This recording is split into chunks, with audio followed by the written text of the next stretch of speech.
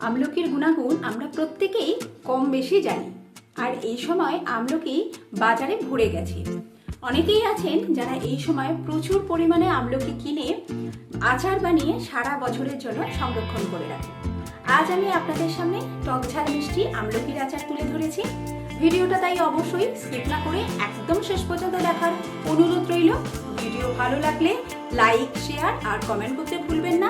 এখনো যদি আমার চ্যানেলটি সাবস্ক্রাইব করে না থাকেন তো প্লিজ আমার চ্যানেলটি ঝটপট সাবস্ক্রাইব করে পাশে থাকা বেল আইকনটা প্রেস করে দেবেন, যাতে আগামী দিনের সমস্ত নতুন নতুন ভিডিওর নোটিফিকেশন আপনাদের কাছে খুব সহজেই পৌঁছে যায়।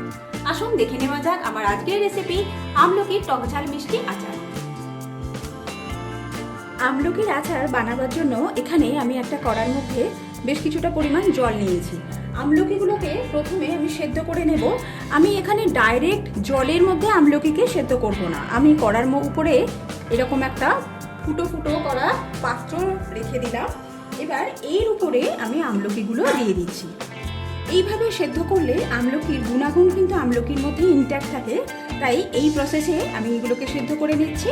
এখানে আমি 1 কেজি আমলকিকে খুব ভালোভাবে প্রথমে 2-3 বার জল চেঞ্জ করে ভালোভাবে ধুয়ে নিয়েছি। এবার এগুলোকে আমি এর উপরে দিয়ে দিলাম।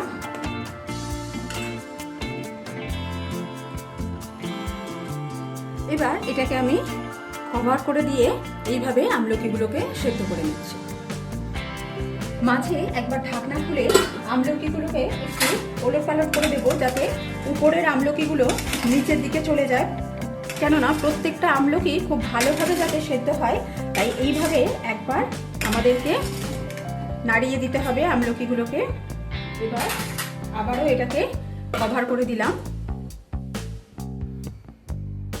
আমলকি সেদ্ধ হয়ে গেলে আমি এবার আমলকিগুলো ঠান্ডা হওয়ার জন্য সাইডে সরিয়ে রাখছি। আমলকিটা সেদ্ধ করার সময় আমাদের আরেকটা দিকেও লক্ষ্য রাখতে হবে, আমলকি যেন বেশি সেদ্ধ না হয়ে যায়। এই আমলকিটা সেদ্ধ করতে আমার সময় লেগেছে প্রায় 15 থেকে 17 মিনিট। এবার এই আচারের জন্য একটা ভাজা মশলা আমি বানিয়ে নেব। তার জন্য কড়ার মধ্যে দিচ্ছি 2 শুকনো লঙ্কা,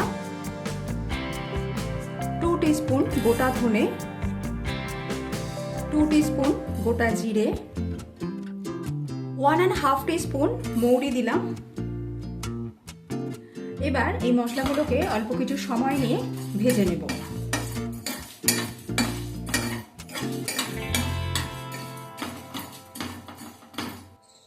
গোটা মশলাগুলো যখন প্রায় ভাজা হয়ে আসবে, ঠিক সেই সময় আমি এতে 1/2 টিস্পুন মেথি অ্যাড করে দিচ্ছি। মেথিটা শেষে দিচ্ছি, মেথি বেশি ভাজলে তিতো হয়ে যায়, তাই মেথিটা শেষের দিকে অ্যাড করলাম। আর সেই সাথে 1 টিস্পুন আমি সর্ষে অ্যাড করে দিলাম। এই দুটো জিনিস শেষে অ্যাড করছি, যাতে বেশি ভাজা হয়ে গিয়ে এগুলো তিতো না হয়ে যায়। এবার সামান্য একটু সময় নিয়ে এগুলোকে নাড়াচাড়া করে নেব। মশলা ভেজে নেওয়া হয়ে গেছে। গ্যাসের ফ্লেমটাকে অফ করে দিয়ে এটা একটা প্লেটে ঢেলে আমি ঠান্ডা করে নেব।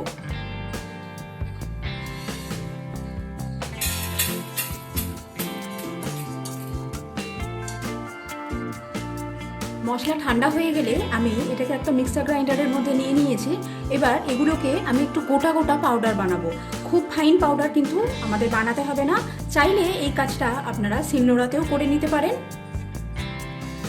দেখুন মশলাটা ঠিক এইভাবে আমাদেরকে রেডি করে নিতে হবে। এর মধ্যে আমলকিগুলো ঠান্ডা হয়ে গেছে। আমলকির ভিতর থেকে দানাটাকে আমাদের বার করে নিতে হবে।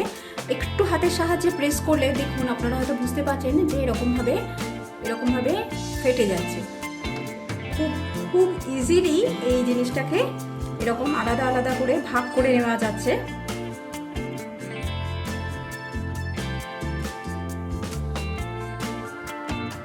এইভাবে দানাটাকে ছাড়িয়ে নিতে হবে।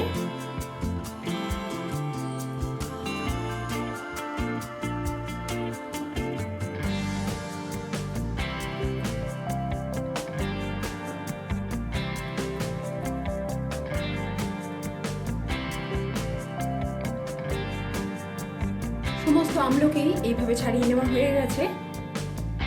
আচারটা বানাবার জন্য কড়ার মধ্যে দিয়ে দিচ্ছি সর্ষের তেল। এবার তেল গরম হয়ে গেলে দিচ্ছি সামান্য পরিমাণে হিং,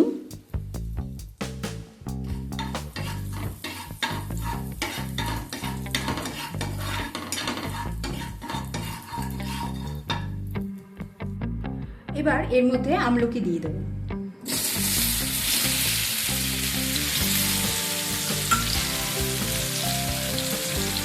এবার আমি দিয়ে দিচ্ছি হাফ টিস্পুন হলুদ। এবার অল্প কিছুক্ষণ আমি আমলকিগুলোকে একটু নাড়াচাড়া করে নেব।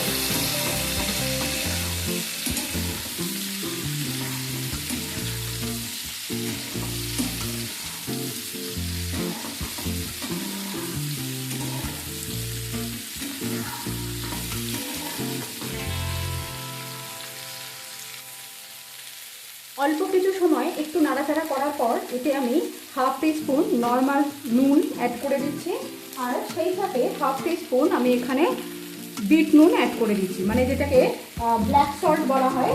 এখানে দু রকম নুন আমি ব্যবহার করলাম। ব্ল্যাক সল্টটা অর্থাৎ বিট নুনটা অ্যাড করলে এর স্বাদ, আচারের স্বাদ কিন্তু অনেকটা ভালো হয়। নুনটাকে একটু মিশিয়ে নিলাম।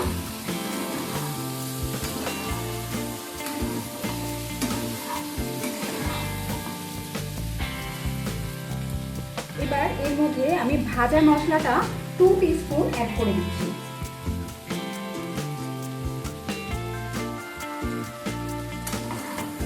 একবার নাড়াচাড়া করে নেব। এখানে আমি প্রথমে পুরো ভাজা মশলাটা অ্যাড করলাম না, কিছুটা অ্যাড করেছি, বাকিটা পরে ব্যবহার করব।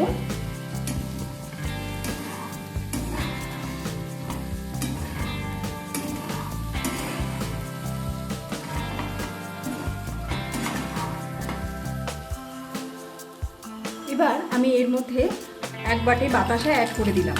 এটা প্রায় আনুমানিক ওজন হবে 200 থেকে 250 গ্রাম।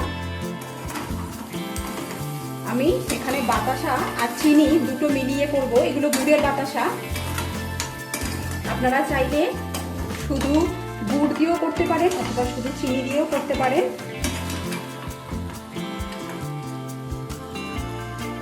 এবার এর মধ্যে আমি 1/4 কাপ চিনি অ্যাড করে দিচ্ছি।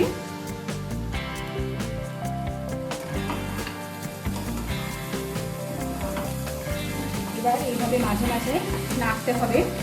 কিছুক্ষণ পরেই দেখবেন বাতাসা আর চিনি একদম পুরো গলে গেছে।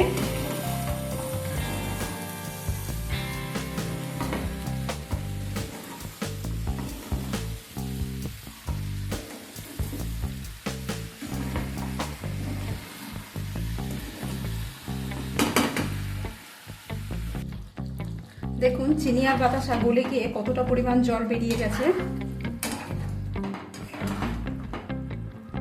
আমাদের আরো কিছুক্ষণ এটাকে রান্না করে নিতে হবে। আরো অল্প কিছু সময় নিয়ে এটাকে রান্না করে নিয়েছি। এটা যখন একটু মাখা মাখা হয়ে যাবে তখন আমি এর মধ্যে বাকি ভেজে রাখা মশলাটা অ্যাড করে দেব।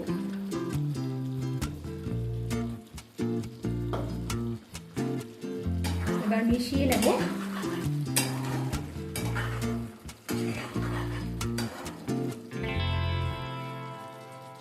গ্যাসের ফ্লেমটাকে অফ করে দিলাম। তৈরি হয়ে গেছে টক ঝাল মিষ্টি আমলকির আচার। এবার এটাকে ঠান্ডা করে নিয়ে তারপরেই কোনো কাঁচের পাত্রে রাখবো। আচার জিনিসটা সবসময় চেষ্টা করবেন কাঁচ বা চীনামাটির পাত্রের মধ্যে সংরক্ষণ করার।